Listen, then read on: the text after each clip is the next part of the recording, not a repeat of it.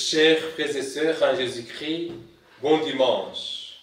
Je vous souhaite un très bon dimanche tout en vous invitant de partager avec moi les fruits de ma méditation à ce 18e dimanche d'état ordinaire année B. Le Seigneur soit avec vous. Évangile de Jésus-Christ selon Saint Jean.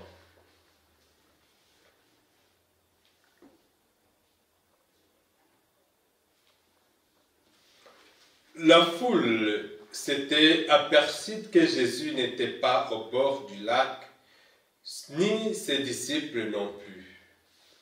Alors les gens prirent les barques et se dirigèrent vers Capharnaüm à la recherche de Jésus. L'ayant trouvé sur l'autre rive, ils lui dirent: « Rabbi, quand es-tu arrivé ici ?» Jésus leur répondit: « Amen, amen, je vous le dis, vous me cherchez, non pas parce que vous avez vu des signes, mais parce que vous avez mangé du pain et que vous avez été rassasiés. Ne travaillez pas pour la nourriture qui se perd, mais pour la nourriture qui se garde jusqu'à la vie éternelle, celle que vous donnera le Fils de l'homme, lui que Dieu le Père a marqué de son empreinte. » Ils lui dirent alors: « Que faut-il faire pour travailler aux œuvres de Dieu ?» Jésus leur répondit: « L'œuvre de Dieu, c'est que vous croyez en celui qu'il a envoyé. » Ils lui dirent alors: « Quel signe vas-tu accomplir pour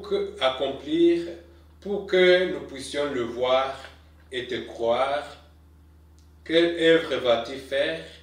Au désert, nos pères ont mangé la manne, comme dit l'Écriture.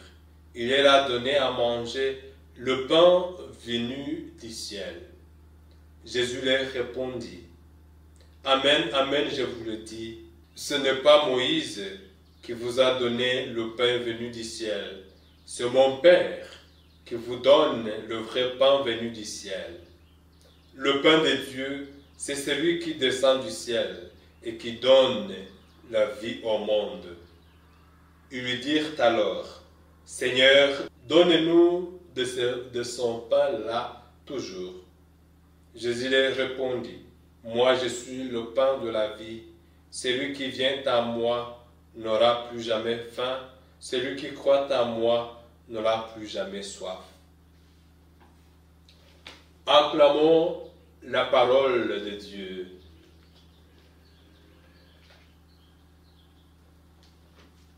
Bien-aimés du Christ, les lectures que l'Église de notre Mère soumet à notre méditation reviennent sur la confiance,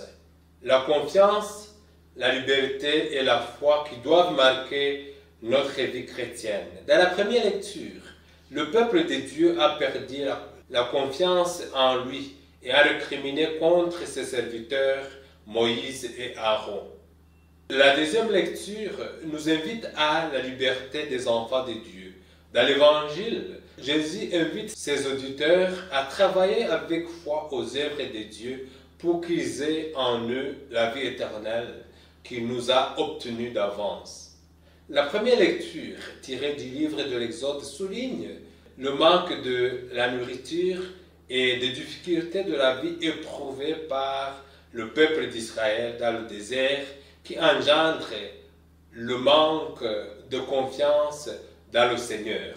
Dieu subvient à nos besoins humains et réels pour nous éduquer à l'obéissance et à la confiance en lui.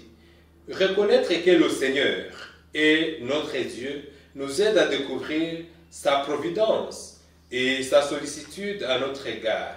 Comme ce peuple d'Israël, nous aussi, dans nos difficultés et dans les épreuves, il nous arrive de passer de la confiance en Dieu au soupçon, de la patience au découragement et de la fidélité à la rébellion contre tout ce qui est divin. Tout ce que Dieu fait pour nous a pour l'objectif de faire grandir en nous la confiance en lui. Ne nous décourageons pas au point de penser que Dieu nous a oubliés, alors qu'au fond, c'est nous qui oublions souvent qui nous maintient dans son amour et qui ne peut jamais nous abandonner. La deuxième lecture nous rappelle que Jésus nous a frayé la voie de la vie et qu'il nous revient d'accepter d'y passer librement ou de nous en éloigner. Prendre cette voie, c'est nous laisser toujours renouveler intérieurement par le Christ. Cela nous demande de vivre dans la liberté, dans la justice et la vérité. Être chrétien, c'est d'abord rejeter tout ce qui contredit notre témoignage en étouffant et en éteignant notre lumière.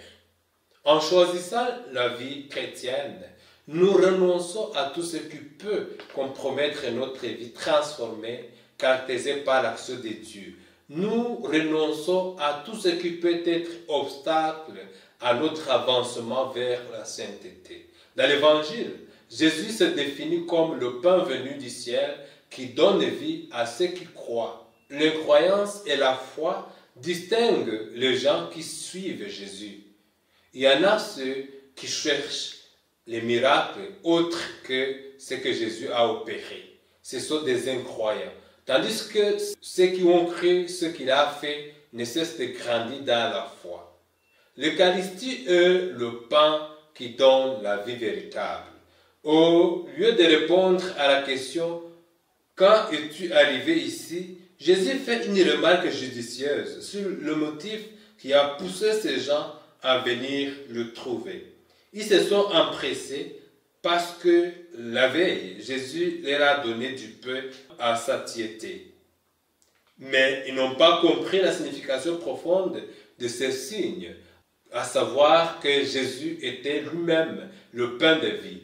Jésus montre ce que Dieu nous exige. L'unique œuvre qu'il exige comme réponse à son appel est la foi en celui qu'il a envoyé, comme sauveur de tous ceux qui ont mis leur foi en Dieu. Prions le Seigneur de nous donner la grâce de la confiance, de la gratitude, qui fasse grandir notre foi et notre liberté. Que sa bienveillance et sa providence nourrissent notre désir de partager avec lui sa gloire, qui règne dans nos vies et dans la vie de nos frères et sœurs, pour les siècles des siècles. Amen. Bien-aimés du Christ, merci pour votre aimable attention.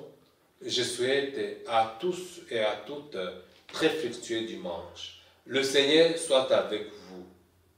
Que Dieu Tout-Puissant, bon, amour et miséricordieux vous bénisse et vous protège, le Père, le Fils et le Saint-Esprit.